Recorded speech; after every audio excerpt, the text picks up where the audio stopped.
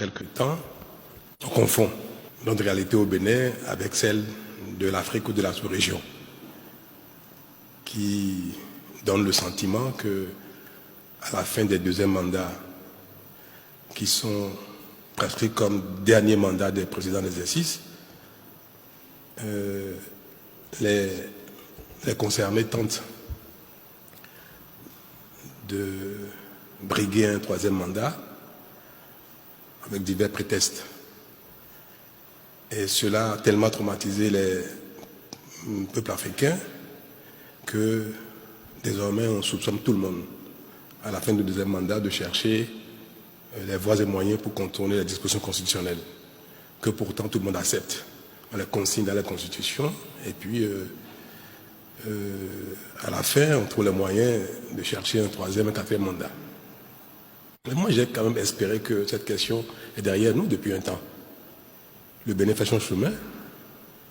C'est vrai, nous n'avons de leçons à donner à personne, mais nous faisons notre chemin de manière admirable, n'est-ce pas? En tout cas, de la manière dont nous-mêmes nous observons nos efforts. Et il y a quelques années, à l'occasion d'une modification, je crois de la dernière modification de notre Constitution, on a fini par faire cet exercice-là. Parce que quand un président est en exercice, il lui est pratiquement interdit de toucher à la Constitution, quel que soit le motif, parce qu'on soupçonne de placer une virgule à tête de modification et puis de décréter que c'est une nouvelle Constitution ou une nouvelle République, pour remettre les compteurs à zéro, le compteur de décompte des mandats. Donc depuis 2019, nous avons espéré avoir réglé définitivement cette question-là au Bénin. Et à mon initiative, nous avons précisé dans la Constitution que nul ne peut de sa vie exercer plus de 2 mandats, que la Constitution soit nouvelle, qu'il s'agisse d'une nouvelle République, qu'il s'agisse de quoi que ce soit. Aucun vivant au Bénin ne peut faire plus de 2 mandats en qualité de président de la République.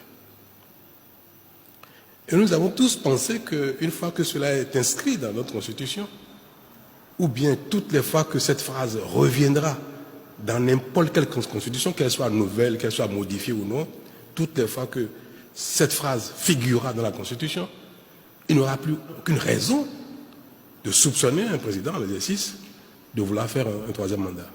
C'est passer pour être acquis. Puis, la fin de s'annonçant, on revient encore sur cette question, comme si cet acquis, cette phrase, qui est dans la Constitution, comme si, soit on s'apprête à l'évacuer, à le sortir de la Constitution, soit, même si elle demeure dans la Constitution, elle n'est plus suffisante pour nous apaiser sur cette question-là. C'est malheureux. Parce qu'en fait, ce sont les acteurs politiques qui agitent cela, juste pour se donner une raison d'exister, pour créer de la polémique, pour animer le débat politique avec un